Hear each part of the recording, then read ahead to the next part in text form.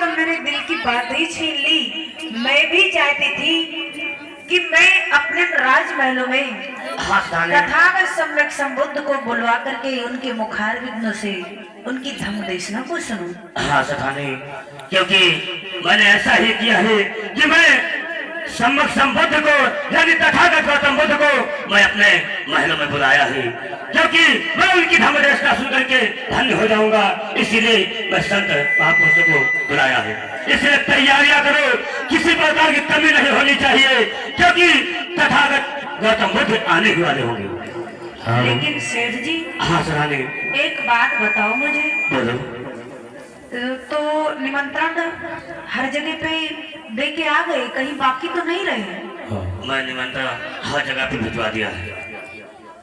लेकिन एक बात ये बताओ। बोलो। सेठ जी, हाँ, अपने बहनोई साहब को निमंत्रण दिया कि नहीं दिया है? क्या हाँ। बहनोई साहब को? हाँ। क्योंकि मैंने बहनोई साहब को निमंत्रण नहीं दिया है। क्यों? क्योंकि आप तो सदा नहीं जानती हो कि वो तो मनो धारा की ऐसा, क्योंकि वो तो तथागत गौतम बुद्ध को मानने वाले नहीं हैं, वो मनोवादी विचारों पर चलने वाले हैं। इसीलिए मैंने उनको निमंत्रण नहीं दिया है। देखो, वो कोई बात नहीं है, मनोवादी विचारधारा के तो है। हाँ। तो है तो क्या हुआ, उनको आमंत्रित कर देते। भगवान बुद्ध की बात को जो सुनते तो हो सकता है उनके जीवन में कुछ बदलाव आ जाता।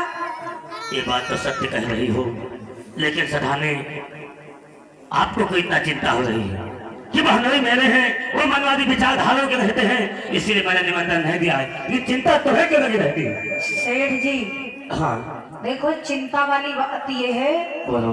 कि अगर कोई व्यक्ति बिगड़े हुए मार्ग पर, गलत रास्ते पर चलता है, हाँ तो उसको बताने की कोशिश की जाती है। देखो, बुद्ध अपने द्वार पे आएंगे, सम्यक संबुद्ध आएंगे अपने द्वार पे। हाँ। और लाखों करोड़ों की संख्या में अपने द्वार पे लोग आएंगे। हाँ।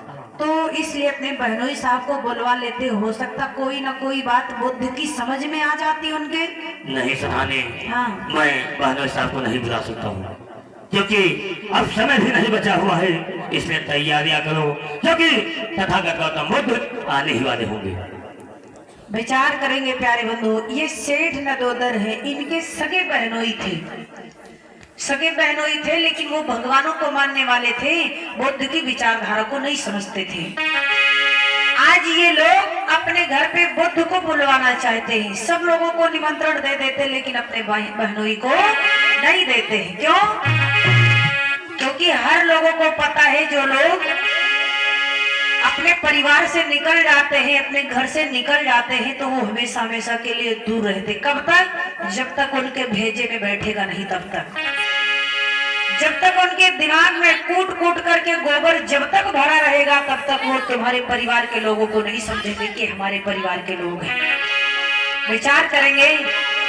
आज सेठानी की इच्छा है कि बहनोई साहब को निमंत्रण देते, और यहाँ आते जब तमाम लाखों की संख्या में लोग बैठकर सुनते हैं, तो वो भी सुनते। हो सकता कोई ना कोई बात उनके समझ में आ जाती, लेकिन कहते नहीं। जब वो मानने वाले नहीं है और सुनने समझने वाले नहीं, तो उनको बुलाने से कोई फायदा नहीं है, इसलिए आज बुलवाते नहीं है। अब विचार करना, इधर तब तक क्या होता, विधवतपुर इधर घर में तैयारी हो रही है।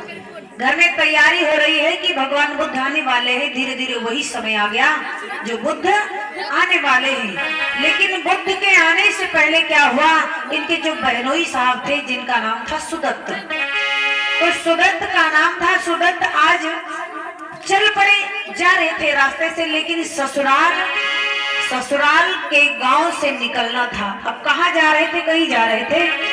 विचार करेंगे, लेकिन वो गांव ऐसा सजा करके इन्होंने रखा, इतनी सजावट कर रखी कि बहुत पैसा खर्चा किया, बड़ी अच्छी व्यवस्था की कि सम्यक संबुद्ध यहाँ पर आएंगे, लाखों करोड़ों की संख्या में लोग आएंगे।